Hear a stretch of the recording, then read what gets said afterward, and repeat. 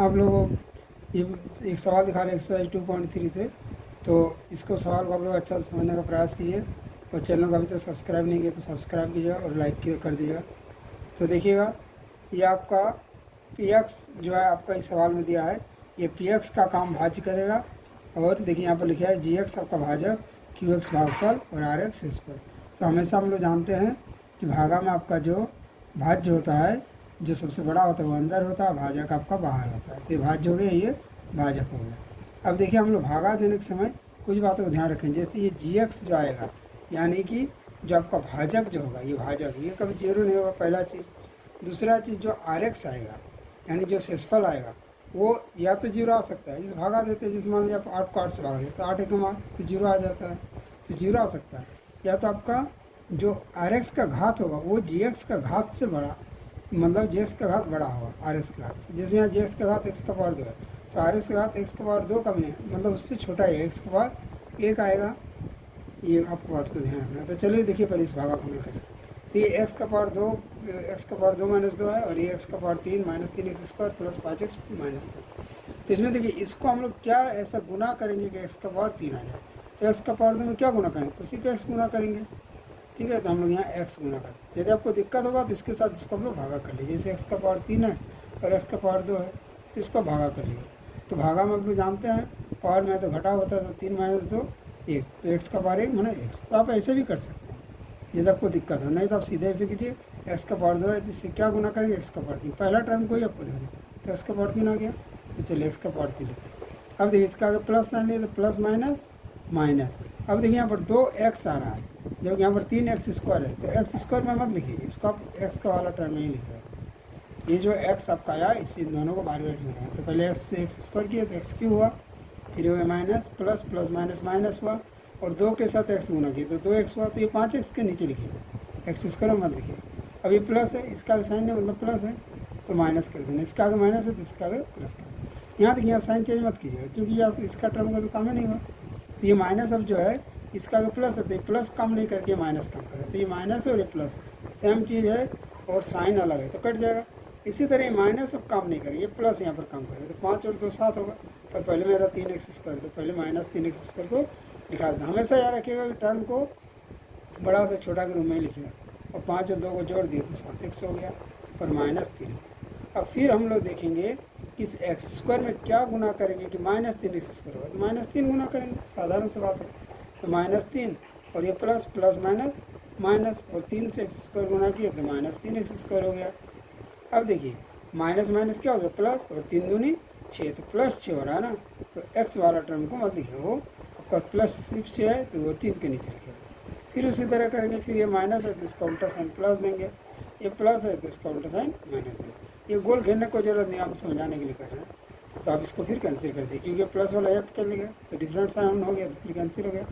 यहाँ भी फिर देखिए ये डिफरेंट मतलब अलग साइन हो गया, पर इसको पहले काम कर लेते हैं, 7x को उतार लेंगे, यहाँ 7x है यहाँ, इसलिए यहाँ साइन चेंज नहीं किया, इसके नीचे कुछ नहीं था। ये माइनस आपका यहाँ गया, तो माइनस 6 और 3, अब ये दोनों एक ही चिन्ह है तो जोड़ होगा, तो 6 और 3 9, और तीनों का माइनस है तो माइनस ही रहेगा, तो माइनस। अब देखिए अब आपका यहाँ पर भागा खत्म हो गया। आपको क्या बताया गया था, जी एक्स का जो पावर होगा उससे आपका ये क्या होगा, ये आपका कम होगा। तो ये आपका भागा यहाँ पर कंप्लीट हो गया। इसमें आपका पूरा मतलब क्या हुआ, शेषफल नहीं आया, क्योंकि पूरा इसका तो सॉल्व नहीं आया। अब एक बार अपने से चेक कर लीजिएगा, और यदि आपको फिर चेक करना है तो फॉर्मूला से आप चेक भी कर सकते हैं, ठीक है। जो भाज्य बड़ा भाजक, तो भाजक और भागफल इन दोनों को गुना कीजिएगा प्लस शेषफल कीजिएगा, तो ये आपका आ जाएगा। अब लास्ट में आपको लिख देना है कि सवाल आपको कह रहा है भागफल और शेषफल कितना है, तो भागफल लिख देंगे। भागफल कितना है इसमें, भागफल है x माइनस 3, और ये भागफल है, और शेषफल कौन है जो नीचे वाला बचा, तो शेषफल कितना हो गया, शेषफल हो गया 7x माइनस 9। तो इस तरीके से आप भागा को बना सकते हैं। आप लोग देखिए और एक क्वेश्चन आप लोगों को दिखा रहे हैं, किस तरह का और एक क्वेश्चन दिखा रहे हैं, देखिए आगे आप लोग नेक्स्ट एक क्वेश्चन देख लीजिए।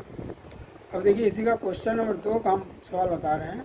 2 में देखिए क्या लिखा है, सेम वही चीज़ है, सिर्फ लिखा है कि पहले बहुपद से दूसरे बहुपद को भाग करके और जांच कीजिए कि प्रथम जो बहुपद है वो दूसरा का गुणनखंड है कि नहीं। तो इसको आपको जांच भी साथ में मतलब करना है कि वो गुणनखंड है कि नहीं है। तो इसको आप लोग कर सकते हैं इस प्रकार से। इसको आप लोग करेंगे, जैसे मान लीजिए ये सवाल है, पहला सवाल है टी स्क्वायर माइनस 3 लिखा हुआ है, comma 2t⁴ plus 3t³ minus 2t² minus 9t minus 12। अब ये है, तो इसी तरह देखिए यहाँ पर इसको लिखा नहीं है, पर ये आपका जो पहला है ये आपका gx का काम करेगा, बाद वाला आपका px का काम करेगा। तो इसको आप एक बार अपने से लिखना है तो लिख दीजिएगा, और नहीं लिखने से भी सीधा चलेगा, ऐसे पता चलेगा बड़ा अविभाज्य, तो इसको हम लोग अंदर लिख देंगे। इसको हम लोग क्या करेंगे, अंदर लिख देंगे। और बाहर जो छोटा वाला वो gx है, वो आपको भाजक है, तो इसको हम लोग बाहर लिख देंगे।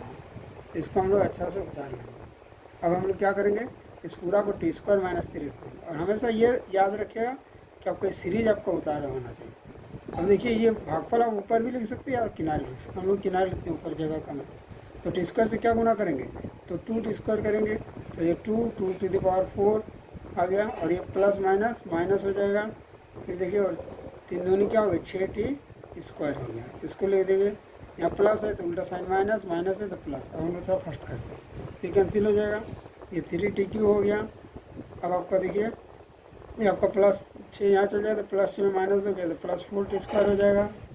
फिर आपका इस तरह माइनस 90, एक साथ पूरा कोई उतारते चलिए तो अच्छा रहेगा, माइनस 12। अब इसको हम लोग क्या करेंगे, ये देखिए 2t² लिखे थे, अब इसको हम लोग क्या करेंगे प्लस, इसमें हम लोग जो है फिर हम लोग 3t से हम लोग मल्टीप्लाई कर देंगे। तो 3t से गुना करेंगे तो 3t³ आ जाएगा, यहाँ 3t से मल्टीप्लाई कर देंगे। तो 3t³ पहला टर्म को आपको सिर्फ देखना है कि वो गुना करके जैसे कटना चाहिए। अब प्लस माइनस माइनस हो गया तो 3 दिया 9t, तो देखिए माइनस 9t आ गया, ठीक है। अब इसमें हम लोग साइन चेंज करते हैं तो प्लस का माइनस, माइनस का प्लस। अभी देखिए ये दोनों टर्म यहाँ पर कट रहे हैं। फिर 4t² उतार देंगे, और फिर आपका क्या होगा, माइनस 12। अब देखिए 4 से आपका गुना करेंगे, तो 4 से जैसे गुना करेंगे तो प्लस 4 हो जाएगा, तो 4 एकम 4t² आ जाएगा, और ये हो जाएगा 4 तिया 12 माइनस 12। तो ये माइनस, ये प्लस का साइन उल्टा माइनस कर देंगे, माइनस का साइन उल्टा प्लस कर देंगे, ये देखो पूरा पड़ेगा। अब देखिए जब कट के 0 आ गया मतलब ये इसका गुणनखंड है, तो इसी चीज़ को आपको लिखना है और इसमें कुछ नहीं करना है। अतः लिख दीजिएगा कि t² माइनस 3, जो सवाल उसी को आप वैसे उतार दीजिएगा ना, तो लिख दिया, इसको लिखिएगा 2t⁴ plus 3t³ minus 2t² minus 9t minus 12 का गुणनखंड t² माइनस 3 है। तो इसका ये गुणनखंड में इसको गुणनखंड करेंगे तो ये इसका एक भाग आएगा, और यदि 0 नहीं आता तो ये इसका गुणनखंड नहीं होता। तो इस तरह से आप इस चैप्टर को बना लीजिए, एक और आप लोग जनरली इसका भागा ही पूछता है, तो और इसका उदाहरण भी देखिएगा, ठीक है। चलिए, थैंक्स।